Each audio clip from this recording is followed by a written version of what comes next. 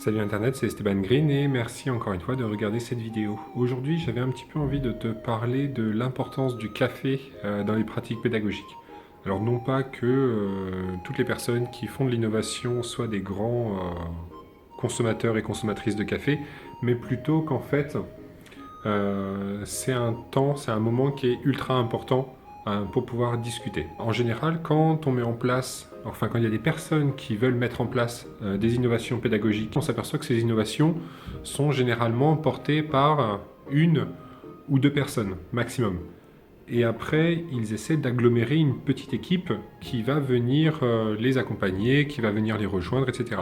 Mais en gros, c'est souvent le travail d'une toute petite cellule qui va vraiment porter un projet pendant une très longue période de temps. Et le but du jeu, quand on met en place des innovations pédagogiques, c'est pas non plus qu'elles soient totalement innovantes ou radicalement extraordinaires, etc. Mais c'est surtout qu'elles puissent se diffuser comme des pratiques. Et en fait, l'importance du café, c'est justement de pouvoir diffuser ces pratiques. Je m'explique. Les agendas des enseignants sont blindés de cours et en plus ne sont pas alignés par rapport aux uns aux autres. C'est par exemple, quand un enseignant a cours le lundi, un autre enseignant n'a pas forcément cours à ce moment-là. Et en gros, on doit jongler sur des plannings qui sont extrêmement difficiles, qui sont extrêmement variés, etc. Donc, quand est-ce qu'on peut diffuser une innovation pédagogique? Quand est-ce qu'on peut diffuser une pratique innovante en matière de pédagogie? Eh bien, il ne reste plus grand-chose. Mais, par exemple, il reste donc les cafés qui peuvent s'appeler, par exemple, des cafés pédagogiques. Et là, ça devient vraiment intéressant et ça devient important, c'est que on cristallise à un moment donné une rencontre qui permet à tous les enseignants présents de pouvoir s'intégrer et venir discuter de la pratique pédagogique. Donc le café, forcément c'est à voir comme le moment de détente et de décontraction, etc. Mais c'est surtout aussi un moment où on se réunit tous ensemble pour discuter de choses qui peuvent être triviales ou alors des choses qui peuvent être un peu plus ciblées. Et là, c'était le cas d'un café pédagogique auquel j'ai participé aujourd'hui. Et donc, du coup, j'ai eu envie de discuter de ça. Puisque lors de ce café, on a eu 5-6 enseignants qui sont venus exprès discuter autour d'un café des problèmes qu'ils rencontraient avec la mise en place d'un nouvel outil pédagogique. Et pendant ce moment-là, qui a duré entre 30 minutes et 40 minutes, eh bien, il y a eu des enseignants qui sont venus discuter, voilà, j'ai tel problème pour la mise en place de cette méthode pédagogique, comment faire, est-ce que tu peux m'aider, etc. Et bien sûr, il y avait les porteurs et les porteuses du projet pour aider les enseignants en difficulté. D'où ma conclusion que je propose maintenant, c'est que les enseignants n'ont pas forcément de temps à consacrer pour des moments de rencontre avec d'autres enseignants, parce que c'est vrai que les agendas sont blindés, c'est très difficile à coordonner.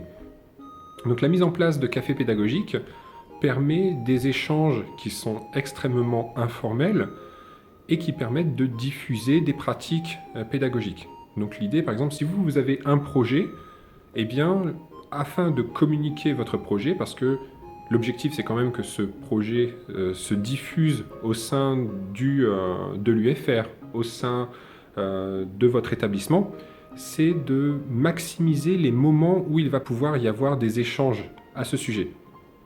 Et les cafés pédagogiques, ce sont des moments qui sont informels et qui sont finalement extrêmement importants pour les personnes qui travaillent dans l'innovation pédagogique, puisqu'ils permettent vraiment de diffuser des pratiques, de corriger certains défauts, certaines difficultés que certains enseignants rencontrent, parce que, par exemple, vous avez un outil, vous voulez mettre en place un outil. Pour vous qui maîtrisez l'outil, eh bien, c'est quelque chose qui va être assez facile d'accès. Par contre, l'enseignant qui est intéressé par l'outil, mais qui a des difficultés, qui rencontre des difficultés dans sa mise en place, eh bien, il peut finalement, il peut se décourager.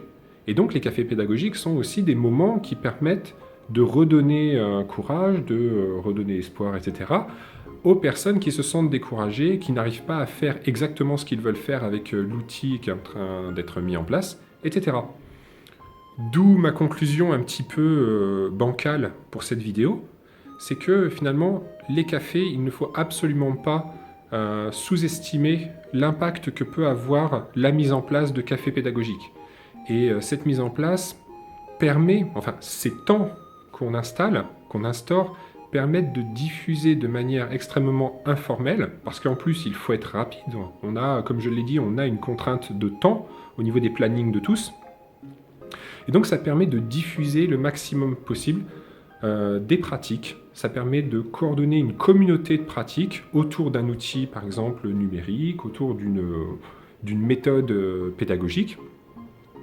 Et ça permet vraiment aussi de diffuser l'utilisation de cet outil au sein de l'établissement, de l'UFR, etc.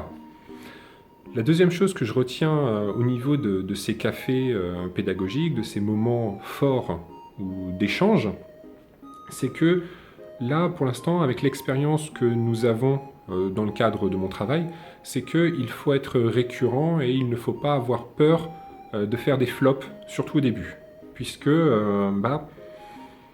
au début, il peut y avoir une certaine méfiance à l'égard de ces moments, mais il faut être capable de prendre sur soi énormément.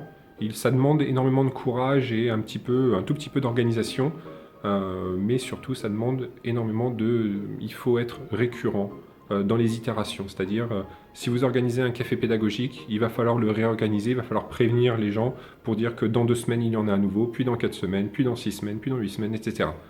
Donc voilà, c'était un petit peu les conclusions que j'avais à dire sur l'importance de l'organisation de cafés. C'est-à-dire, en fait, le café, c'est juste un prétexte, hein, vraiment, pour la mise en place d'échanges autour de pratiques pédagogiques. Et je pense avoir mentionné les points qui peuvent poser problème, c'est-à-dire vraiment principalement la récurrence. Et ça demande quand même à être porté par une ou 2 personnes, donc soit des personnes qui gèrent déjà des projets d'innovation pédagogique et qui veulent diffuser leurs pratiques, soit des personnes qui sont passionnées et qui veulent tester, qui ont une affinité avec vraiment la pédagogie, la volonté d'innover, de proposer de nouvelles choses. Et ça demande vraiment un effort sur soi, de se dire voilà, j'organise ça, je mets en place ceci, et je suis récurrent dans mon travail, je suis constant dans l'organisation de ce type d'événement. Et sur ce, moi je vais m'arrêter ici. Je vous remercie de m'avoir écouté, je vous dis à la prochaine. Si vous rencontrez ce type d'événement dans vos établissements, dans vos milieux socio-professionnels, eh bien n'hésitez pas à raconter comment cela se passe chez vous. Ou alors, si vous avez des difficultés pour la mise en place de ce type d'événement, eh bien peut-être que si vous mettez un commentaire, peut-être qu'il y aura des personnes pour vous répondre et qui auront déjà vécu ce type d'expérience. Et donc ça permettra peut-être de vous apporter des réponses aux questions que vous vous posez. Et sur ce, moi je vous remercie d'avoir regardé cette vidéo jusqu'au bout. Et je vous dis à la prochaine. Allez, bye bye.